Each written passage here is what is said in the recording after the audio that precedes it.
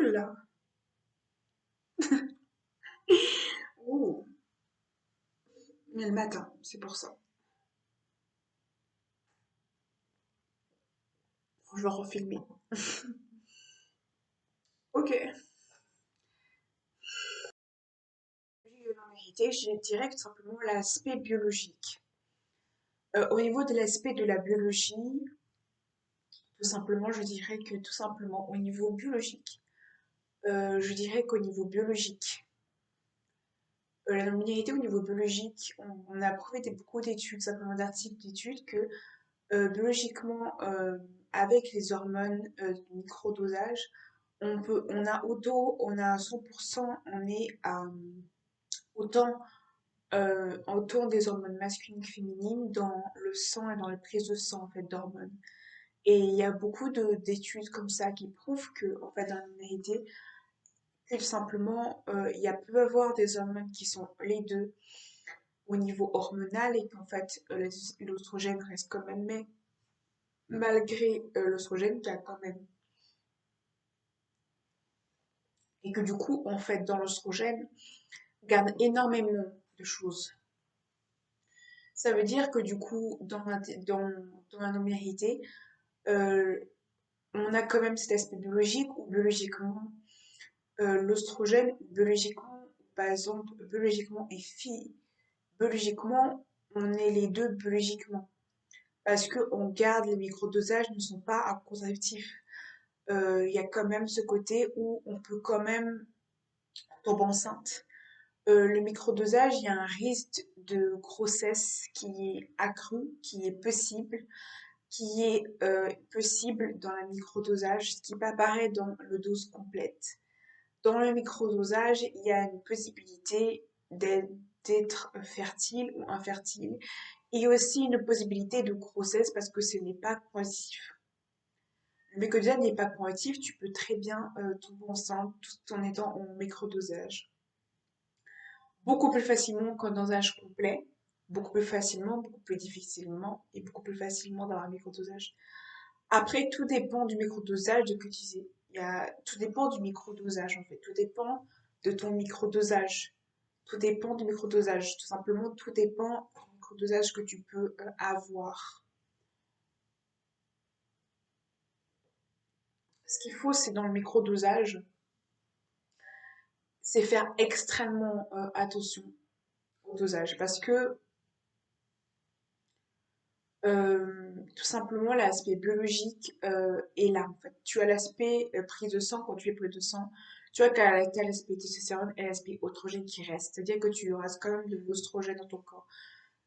Il faut accepter que ton corps d'avant était ton corps. Il faut accepter que ton corps d'avant, ton corps que tu es biologique, ton corps restera légèrement biologique. Tu sais que ton corps restera biologique. Ton corps restera biologiquement une femme, mais tu auras des traits et des changements physiques, tu auras des changements physiques, tu auras des changements physiques assez importants. Tu auras des changements physiques assez importants. Tu auras des changements physiques assez importants. Est-ce que les effets arrêtés en garde, beaucoup de personnes non binaires disent que les effets ne sont pas pareils. Quand tu es dose complète, les effets ne partent pas. Les effets partent très facilement. Et quand tu es non-binaire, quand tu prends les microdosages, les effets de base, en disant que les effets normaux de testostérone, c'est pareil, non, ce n'est pas pareil. Les effets de microdosage, ils disparaissent. C'est-à-dire qu'il part, littéralement, il ne part pas. Littéralement, les doses physiques ne partent pas. C'est-à-dire que moi, personnellement, je pouvais personnellement que moi, par exemple, je pensais qu'en arrêtant, que mon corps allait redevenir le même corps qu'avant. Et ce n'est pas le cas. Mon corps est resté le même corps que ce hormone. Après, tout dépend des gens, tout dépend de l'individu, parce que chaque transition est différente. Et c'est en fonction du besoin de la personne, en fonction du besoin. Parce que disiez-vous que dans la transition, c'est en fonction du besoin. En termes biologiques, au niveau génital aussi, au niveau du liquide, c'est un mélange entre un pénis et un vagin. C'est un mélange entre les deux. Mais est-ce qu'on peut définir qu'un liquide, c'est un vagin ou un pénis? Forcément, des personnes. Certains définissent qu'ils n'ont végétés qui n'ont plus de vagin, d'autres définissent qu'ils sont un vagin. Tout dépend des individus, des personnes, en fait. Tu peux avoir un liquide et considérer, mais d'une manière génitale biologique, tu n'as plus de vagin parce que tu as ce côté de pénis et un pénis et un pénis. Voilà. Est-ce que c'est transphobe ou non-binaraphobe de refuser quelqu'un qui est non-binaire? Ce n'est pas non-binaraphobe de sauter quelqu'un non-binaire, même si elle a pris les hormones, même si il, elle a pris les hormones. Ce n'est pas transphobe. Ce n'est pas transphobe du tout. Parce que on peut comprendre que le métier c'est très compliqué pour les gens, que c'est compliqué à pas comprendre. Donc il faut comprendre que, ou c'est ça, il faut comprendre c'est que rien n'est adapté à nous et que rien n'est adapté socialement à nous et que c'est rare et que ça peut être très compliqué d'avoir une relation. Est-ce qu'il faut directement dire aux gens certaines relations, je vous conseille des fois de attendre avant de dire aux gens. Euh, Moi personnellement, je vous conseille de dire directement dès le début. Parce que très souvent, quand tu dis après, les gens sont choqués, ils sont surpris, choqués, et surpris et choqués, surpris et choqués. Très souvent, on peut être surpris et choqué des non-binaires. Donc, je vous conseille de dire directement dès le début, vous êtes non-binaire, mais en fonction des situations. Je vous conseille des fois de tâtonner tout ce qui est passé vraiment de votre âge, vraiment de quelque chose de la vingtaine, quarantaine. Moi, je dirais que toute une personne de la vingtaine, 25 ans, 20 ans, ils ont plus de facilité avec ça. Donc, je vous conseille, c'est là. Après, les gens plus vieux, essayez vraiment de tâtonner le sujet et après, vous dites que je suis non-binaire, comme ça. Après, moi, personnellement, je vous conseille de plutôt dire directement à la personne que je suis non-binaire parce que moi, j'ai remarqué que quand je dis directement que je suis non-binaire, c'est plus facile aux gens de comprendre et après, directement, ils vont accepter plutôt que les personnes où j'y pas allé tout de suite. On voit leur réaction, leur comportement général et ça peut vraiment créer un non-dit. Et ça peut créer une non-dit parce que le fait de pas être non-binaire, ça peut créer une non-dit. Ça peut créer des énormes non-dits parce que finalement tu tournes dans le truc et malheureusement ça peut créer une non-dit du fait que tout simplement tu le dis pas, ils n'osent pas le dire. Et c'est très très très ça. Et je dirais que je conseille directement de dire aux gens directement dès le début que je suis non-binaire, mais prononçons ça. Parce que tout simplement, ne pas dire dès le début, ça peut créer beaucoup de non-dits, beaucoup de problèmes aussi, parce que finalement, les gens t'ont joué au féminin et finalement, tu dis que tu es non-binaire, ça peut créer un community par un community tout simplement, ça peut vraiment créer. Après, est-ce que les réseaux sociaux aident beaucoup comme, les réseaux sociaux, mettre sur les réseaux sociaux les non-binaires, que tu es un genre aussi. Ça peut vachement aider aux gens à te jouer. Mettre tes pronoms, dire ton name. Par exemple, dès que tu te prends, dès que tu te présentes, tu dis bonjour, je m'appelle telle et telle, je m'appelle beaucoup, bonjour, je m'appelle Camille, je suis non-binaire, voilà mes pronoms. Après, les gens directement vont t'aider. Ça peut vachement aider de dire ça aux gens. Vachement. Parce que tout simplement, aussi, des fois aussi, les réseaux sociaux, ça peut vachement aider aussi. Les réseaux sociaux, ça peut vachement aider. Par exemple, les réseaux sociaux, ça peut vachement aider aux réseaux sociaux de te mettre des pronoms neutres. Moi, je vois beaucoup les résultats quand j'utilise pas les pronoms neutres que j'utilise, ça peut vachement aider. Moi, je dis que quand les gens ont du mal avec les pronoms neutres ou même avec la non-binarité, ou que les gens te discriminent à cause de ça, tu montres que dans les réseaux sociaux, tu as les pronoms et ça peut vraiment donner du poids aux personnes qui te prononcent pas. Des fois aussi de montrer des lettres, quand les gens te dégenrent, ça peut vachement t'aider aussi. Après, n'hésite pas à demander des lettres, n'hésite pas à demander des lettres avec des pronoms, n'hésite pas à insister en disant s'il vous plaît, est-ce que vous pouvez parce que le fait d'insister, s'il vous plaît, vous pouvez m'appeler ce prénom-là, ça peut vachement m'aider.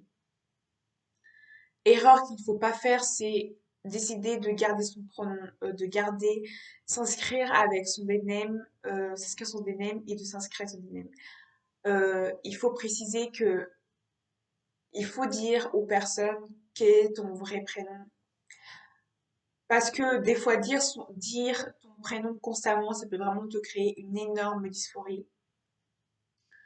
C'est pour ça que je conseille simplement aux personnes non binaires ou aux personnes trans Voilà, souci trans. De dire les date names, de dire les date names, de dire le date name directement. Voilà.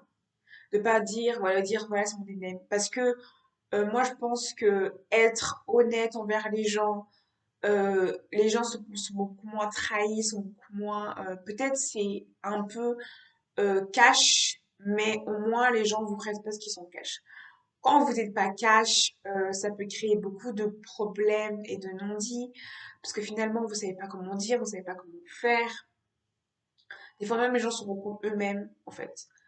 Ça peut arriver aussi que les gens, vu qu'ils ne savent pas que tu es en binaire, ça peut arriver qu'ils disent les pronoms, en fait. Ce qui peut être très fatigant, au contraire. Ce que je vous conseille, c'est réellement faire ça. Ce que je vous conseille aussi, très, très, très conseil que je vous conseille, c'est vraiment de mettre dans vos réseaux sociaux vos pronoms et aussi même si vous trouvez des noms binaires, ça peut vachement vous aider. Même au niveau administratif, c'est quand les gens vous disent que vous n'avez pas de preuves, au moins vous avez des preuves pour les réseaux sociaux. Je vous conseille aussi de mettre dans vos emails, de créer des comptes de cartes, des comptes, c'est-à-dire que je vous conseille de créer des comptes, je vous conseille de créer des comptes avec votre prénom, de demander à des gens, à des, comme des cours refusés, prénom, de demander à votre médecin de votre prénom, de demander à votre médecin de donner des papiers, de vous demander à votre médecin, je sais que c'est très rare de demander, mais demandez à votre médecin de vous jurer au neutre. C'est très rare, mais je vous conseille de le faire. C'est vraiment un conseil que je vous donne, c'est vraiment le faire. Après, comme ça, si jamais les gens vont faire une enquête pour voir que vous avez fait, si vous voient que vous avez des comptes, des numéros et même votre email, vous changez. C'est que certains, c'est très compliqué de changer d'email, de numéro de téléphone et d'avoir des factures avec votre DNAME. Vous avez des preuves que réellement vous avez des NAME. Et en plus, dans chaque endroit où vous utilisez votre DNAME et vous utilisez pas votre DNAME, vous utilisez vos prénoms. Fait que finalement, socialement, et moi, je vous dis, aller dans un cours et les gens me disent mon pas mon DNAME me fait vachement du bien. Me fait vachement du bien. Vachement. Donc, je vous conseille vachement, même en tant que trans, je vous conseille de oser demander à faire des cours avec votre prénom et pas votre DNAME. Je sais, c'est difficile, mais il faut insister parce que des fois, insister, ça peut vachement aider. Pas forcer, mais insister, c'est donc, mais ce que j'en sais, ça peut vraiment vous faciliter la vie avec vos personnes, c'est vraiment, les ressources peuvent vraiment vous faciliter la vie.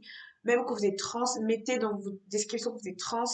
Comme ça, si jamais quelqu'un ne comprend pas, vous montrez votre transition, enfin vous montrez que vous êtes trans au niveau des réseaux sociaux. Vous allez voir que ça va plus passer la pilule des fois à des situations. Après, vraiment, c'est ce que je conseille aux gens. Ce que je conseille vraiment aux gens et aux personnes. Parce que vraiment, ça peut vachement changer les choses, aux choses. Et je dirais qu'au quotidien aussi, ça peut vachement aider au quotidien. Voilà. Bon, c'est toutes ces vidéos et à bientôt.